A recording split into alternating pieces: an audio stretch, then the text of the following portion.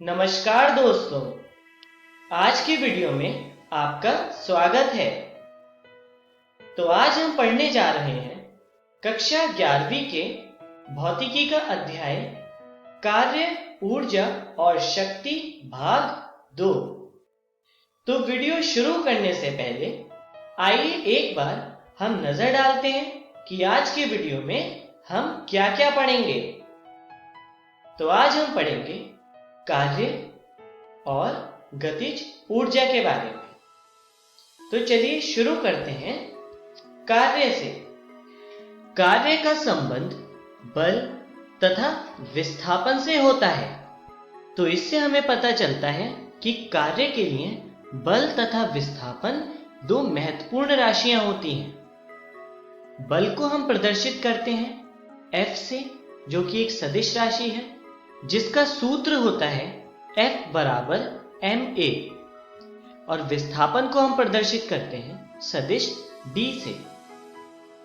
विस्थापन किसी वस्तु की स्थिति में परिवर्तन द्वारा आता है। जैसे यदि आप चल रहे हैं तब आप विस्थापित हो रहे हैं। तो चलिए हम आगे बढ़ते हैं। कार्य बल तथा विस्थापन का अदिश गुणनफल होता है।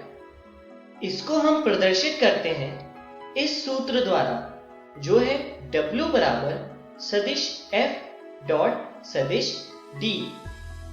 ये सदिश F तथा सदिश D का अदिश गुणनफल है, जिसे इंग्लिश में कहते हैं डॉट प्रोडक्ट। तो चलिए अब हम इसको द्रव्यमान तथा त्वरण के टर्म्स में देखते हैं, जिसके लिए हम बल का सूत्र लिखते हैं, जो होता है सदिश F बराबर m गुणा सदिश A, जहां पर सदिश F है बल यानी फोर्स, m है द्रव्यमान यानी मास, और सदिश A है त्वरण यानी एक्सेलरेशन। तो जब हम इसका मान रखते हैं तो W बराबर आता है m सदिश A डॉट सदिश D।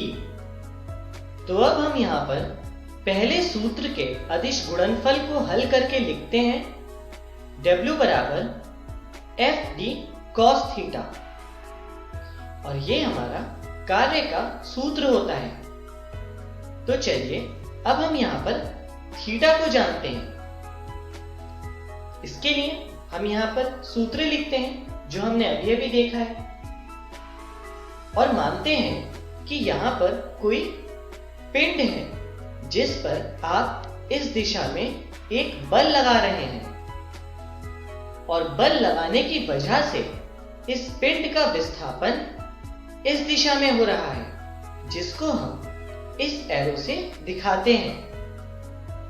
तो इसके लिए हम प्रदर्शित करते हैं सदिश D, जो बता रहा है कि पिंड का विस्थापन इस दिशा में हो रहा है। और जैसा कि आप जानते हैं कि बल यानी फोर्स की दिशा ये थी, तो अब हम इसे रिप्रेजेंट करते हैं सदिश F से, और इस तरह इन दोनों के बीच एक कोण बनता है जिसको हम थीटा से रिप्रेजेंट करते हैं, और यही सदिश F तथा सदिश D के बीच का कोण कहलाता है। तो आइए अब हम इस सूत्र को एक अलग तरह से देखते हैं। हम लिखते हैं W बराबर F cos theta into D। यहां पर W का मान F cos थीटा और D के गुणनफल के बराबर है। F cos थीटा बल का विस्थापन की दिशा में घटक होता है। तो चलिए अब हम आगे बढ़ते हैं। जैसा कि आपने जाना कि कार्य के लिए दो महत्वपूर्ण राशियां होती हैं, जिसमें से एक है बल और दूसरी है विस्थापन। तो यदि आप कुछ कार्य कर रहे हैं जिसमें विस्थापन नहीं हो रहा है, तब हम जानते हैं कि कार्य का मान क्या होगा। जैसे कि यदि आप एक दीवार को विस्थापित करने की कोशिश कर रहे हैं, तब वह दीवार विस्थापित नहीं होती है। तो इस कंडीशन में कार्य का मान 0 होगा, क्योंकि यदि विस्थापन नहीं होगा तो कार्य भी नहीं होगा। चाहे आप उसमें कितनी भी ऊर्जा व्यय करें। तो इससे हमें पता चलता है यदि विस्थापन का मान 0 है तो कार्य का मान भी 0 होगा। तो आगे बढ़ते हैं और इसी तरह की कुछ और कंडीशंस के बारे में जानते हैं। कार्य ना होने की स्थितियां। यदि विस्थापन का मान 0 है तब कार्य का मान भी 0 होता है। यदि कोई पिंड एक चिकनी सतह पर गति कर रहा है तब भी कार्य का मान 0 होता है, क्योंकि यदि कोई पिंड एक चिकनी सतह पर गति कर रहा है तो उस पर फ्रिक्शन फोर्स यानी घर्षण बल नहीं लगता है, जिसके कारण पिंड बिना किसी बल के गति कर रहा है। फिर वो चाहे कितना भी विस्थापन करे उस पर बल का मान 0 होगा और इसीलिए कार्य का मान भी 0 होता है। तो चलिए अगली कंडीशन देखते हैं। यदि बल तथा विस्थापन के मध्य कोण का मान 90 डिग्री है, मतलब यदि बल के सदिश तथा विस्थापन सदिश के बीच के कोण का मान 90 डिग्री होगा तो कुल कार्य 0 होगा। इसको सूत्र से समझते हैं। यहां पर कार्य का सूत्र है जो कि आपने पढ़ा है, W बराबर FD cos थीटा।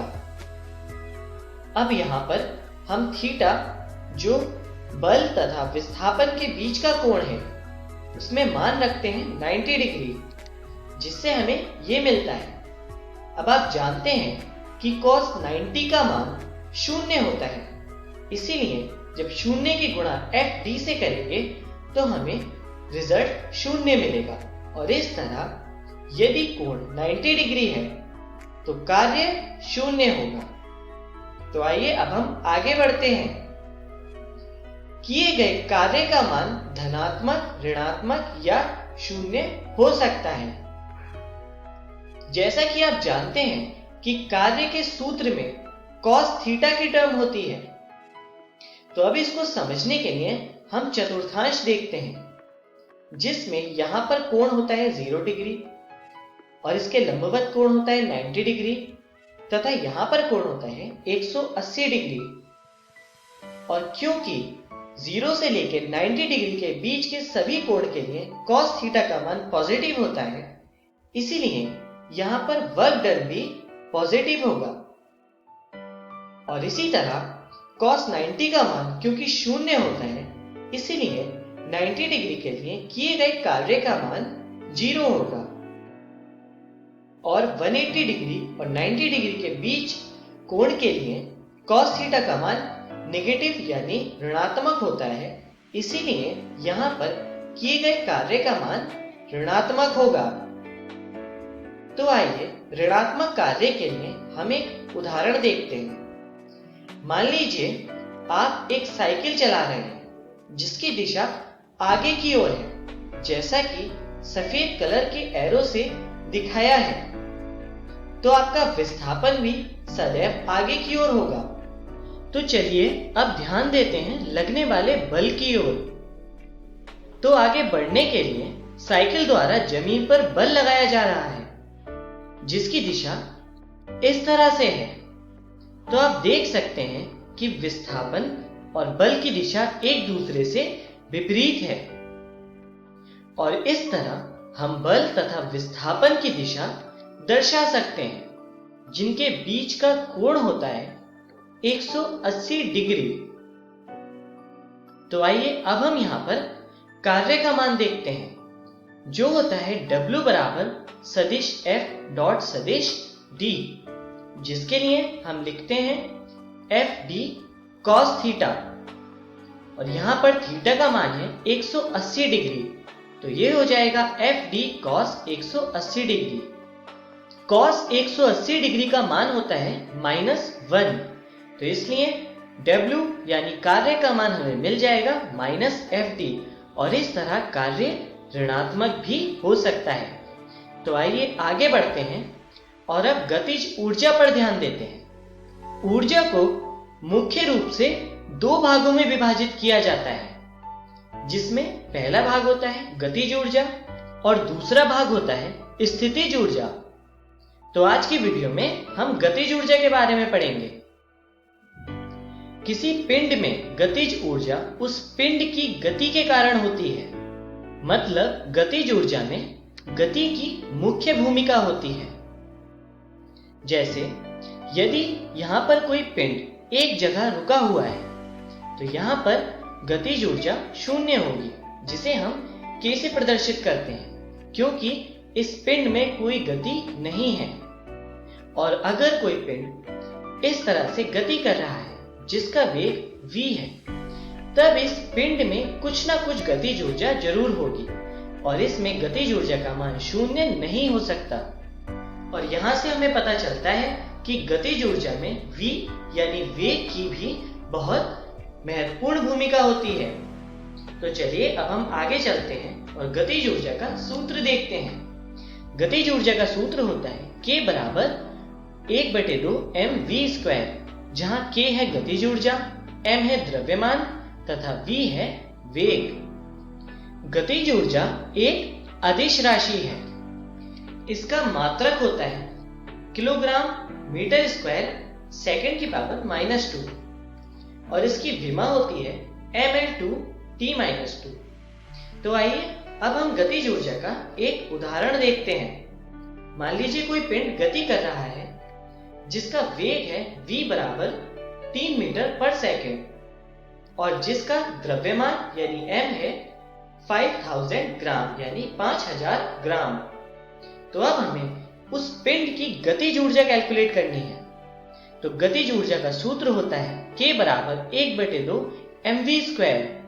हम यहाँ पर वेरिएबल्स यानी चर के मान रखते हैं जो इस तरह से होता है। अब हम यहाँ पर ग्राम को किलोग्राम में परिवर्तित करते हैं, जिससे हमें मिलता है 1/2 5 kg गुणा 3 मीटर पर सेकंड का होल स्क्वायर, जिसे सॉल्व करने पर हमें मिलता है 22.5 किलोग्राम मीटर स्क्वायर पर सेकंड स्क्वायर। और इस तरह हमें गतिज ऊर्जा का मान मिल जाता है। तो आइए अब हम आगे चलते हैं और जानते हैं कि आज की वीडियो में हमने क्या सीखा। तो आज हमने सबसे पहले पढ़ा कार्य के बारे में, उसके बाद हमने पढ़ा कार्य न होने की स्थितियां तथा सबसे अंत में पढ़ा गतिज ऊर्जा के बारे में। अगली वीडियो में हम पढ़ेंगे परिवर्ती बल द्वारा किया गया कार्य तथा परिवर्ती बल के लिए कार्य ऊर्जा प्रमेय। धन्यवाद।